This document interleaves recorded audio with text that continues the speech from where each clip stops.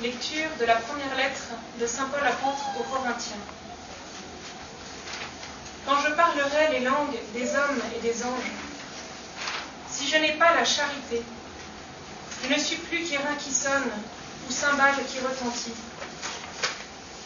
Quand j'aurai le don des langues et de prophétie, et que je connaîtrai tous les mystères et toute la science, quand j'aurai la plénitude de la foi, une foi à transporter les montagnes, si je n'ai pas la charité, je ne suis rien. La charité est longanime, la charité est serviable, elle n'est pas envieuse, la charité ne fanfaronne pas, ne se gonfle pas, elle ne fait pas d'inconvenant, ne cherche pas son intérêt, ne s'irrite pas, elle ne tient pas compte du mal, elle ne se réjouit pas de l'injustice, mais elle met sa joie dans la vérité. Elle excuse tout, croit tout, espère tout, supporte tout. La charité ne passe jamais. Les prophéties, elles disparaîtront. Les langues, elles se tairont. La science, elle disparaîtra. Car partielle est notre science, partielle aussi notre prophétie. Mais quand viendra ce qui est parfait, ce qui est partiel disparaîtra.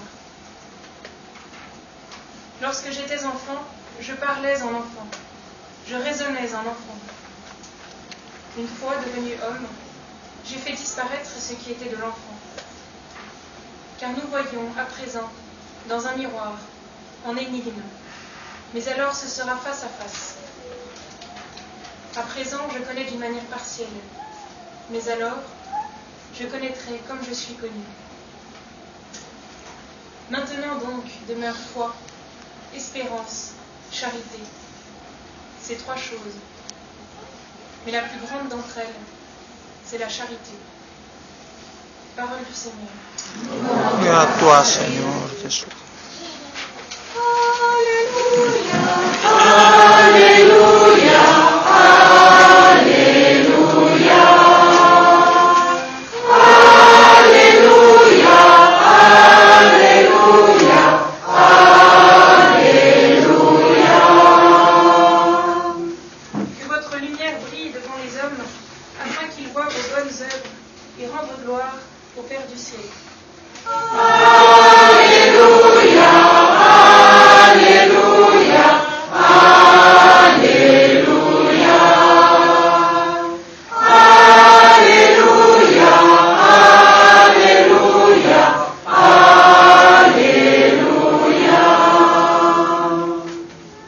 Le Seigneur soit avec vous. Et avec votre esprit. Évangile de Jésus-Christ selon saint Matthieu. Gloire à toi, Seigneur. Quand Jésus vit toute la foule qui le suivait, il gravit la montagne. Il s'assit et ses disciples s'approchèrent.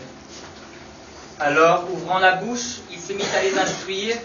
Il disait : Heureux les pauvres de cœur, le royaume des cieux est à eux. Heureux les doux, ils obtiendront la terre promise. Heureux ceux qui pleurent, ils seront consolés.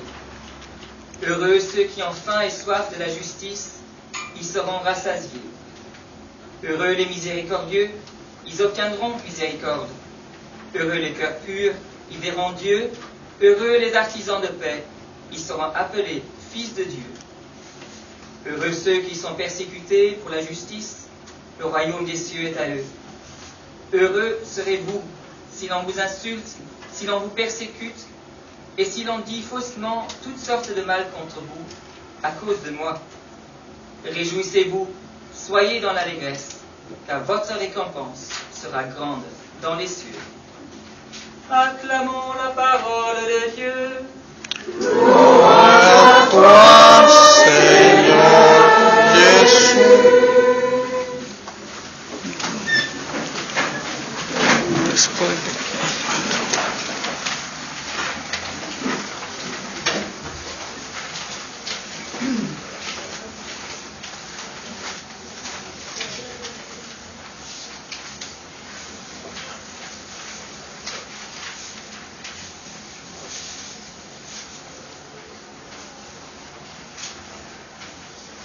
avec ces paroles de Jésus sur la montagne, dans ce grand discours où une foule nombreuse était autour de lui et où Jésus commence son discours avec ces mots des béatitudes. Nous avons là, parmi les paroles du Seigneur les plus denses, dans ce cri de son cœur, qui est en même temps un poème, permettez-moi un témoignage personnel pour commencer.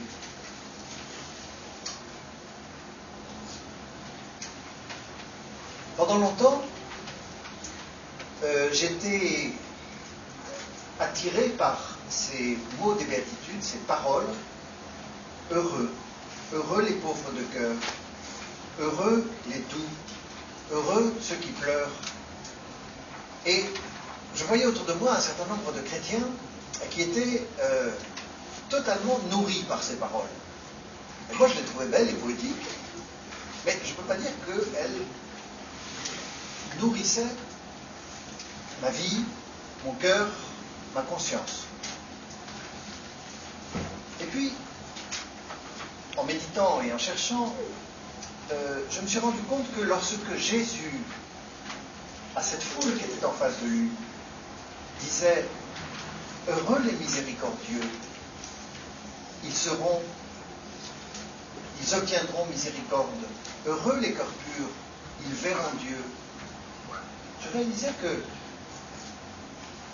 en parlant à cette foule, Jésus était aussi en train de décrire son propre portrait pendant sa passion. Et car tout ce que Jésus dit en ce moment-là, il va l'accomplir lorsque ce sera son heure. Lui qui est un cœur pur, lui qui est un artisan de paix, lui qui est persécuté pour la justice. Et puis, il y a eu un événement qui m'a